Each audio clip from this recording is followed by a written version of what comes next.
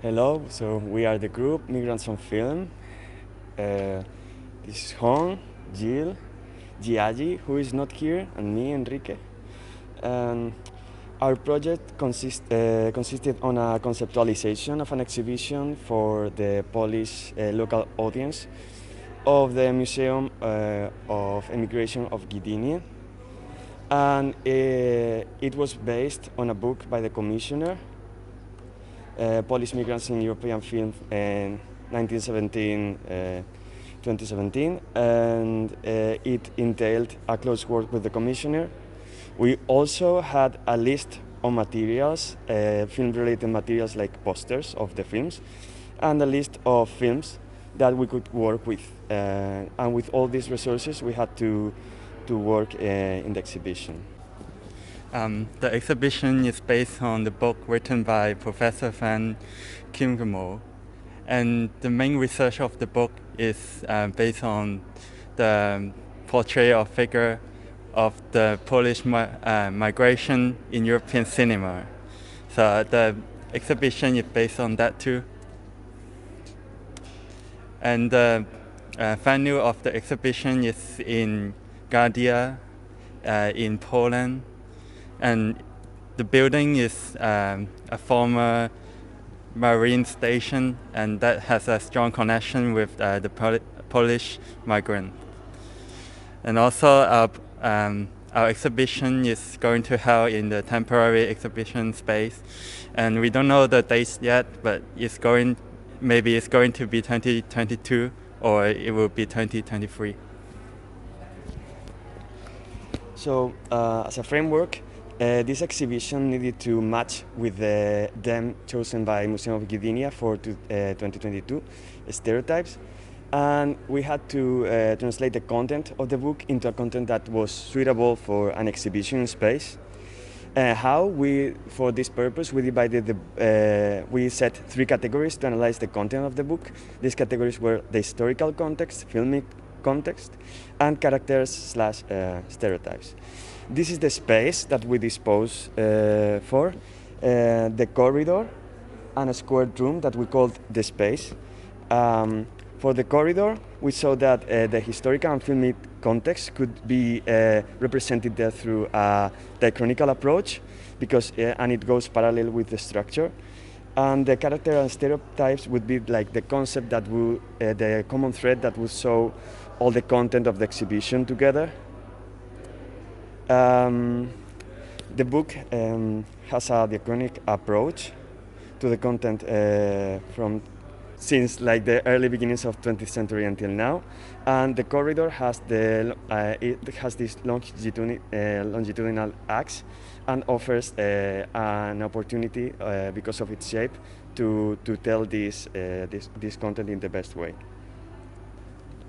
So more specifically, the corridor, as we've showed, was this very long but narrow space, and so that's why, as Enrique said, we stuck with the diachronic approach of the book and implemented that within the space, within the linear this linear space. And so we wanted to really, within the space, we really wanted to stick to the historical and filmic context, but also give or provide the cinematic experience for the viewers as well. So we came up with the idea to use this space as a darkened space to provide this cinematic experience. But also we will combine it with other materials, other filmic materials, such as film novels or pictures or posters of the film culture of the time, to kind of create, apart from the cinematic experience, to create a more multimedia exhibition. And so since the exhibition is based on the book, we also divided the space in 5 sections that are based on the major chapters of Professor Van Heukelham's book.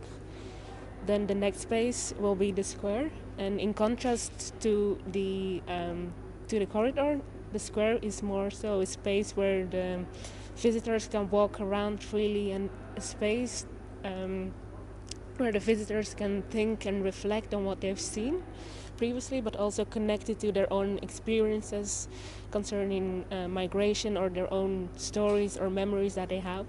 So we wanted to use this space really as a space of reflection, or a space so a space of reflection, but also a space of interaction where they can interact with, for instance, our idea of interactive tables, but also connect it more to the present day by using like apps or meme creations or Instagram filters of the films that are shown in the corridor, to kind of connect it to the present day. And as a conclusion, we are still waiting for a meeting that we will hold next week with the museum, in order to see if they will actually, if the exhibition will take place, and they will give us their opinion of the work that we have done right now. And in general, we're all satisfied with what we have done and the amount of work that we have done, by incorporating the information of a book into an exhibition, or a concept for an exhibition at least. And we think also that because our group has done the first part, and the second part will be the work of a group for next year, and we think that what we have done right now is a great space to leave it for the next group. In my opinion, one of the hardest struggles was the fact that everything needed to be held online and everything needed to be communicated online. And so because of COVID, the fact that everything needed to be online, all the video talks that we did kind of held us a bit back, in the sense that our communication wasn't as straightforward as it could have been. And so to me personally, that was one of the biggest struggles for our group. To add to what Jill said, also think that our project, the main goal, the main task was a really heavy conceptualization work, which entails complex and abstract ideas. So to discuss those ideas in an online context with connection problems, and taking into account that none of us is an English native speakers, it was like the most complicated point. Also that we have like culturally different backgrounds and no really connection with the Polish history. So we were like departing from zero, and with the COVID from -10 or. For me, it's that first I was in China at the very beginning, so there was time difference, and we need to arrange a certain time that we are all available. And then also when I came here, I need to quarantine for 14 times when they're still able to gathering, and I need to meet online when they're free together. Yeah, so it's kind of a regret that when we first to introduce ourselves. And also neither of us have the background of museum or about curation, so it's a new challenge for us to create a whole theoretical concept of an exhibition. Yeah, but I think we did it great. Yeah, like everyone say, our exhibition, the progress is all conceptual, so we don't have really real object to work with, and then and we also have to work online, so everything is imaginary, and it makes it even more difficult for us. And we all have different thinking, and also plus working online and all the communication is just quite a mess. And also the only communication with the museum is only through Chris, so it makes the communication for us and for Chris also difficult.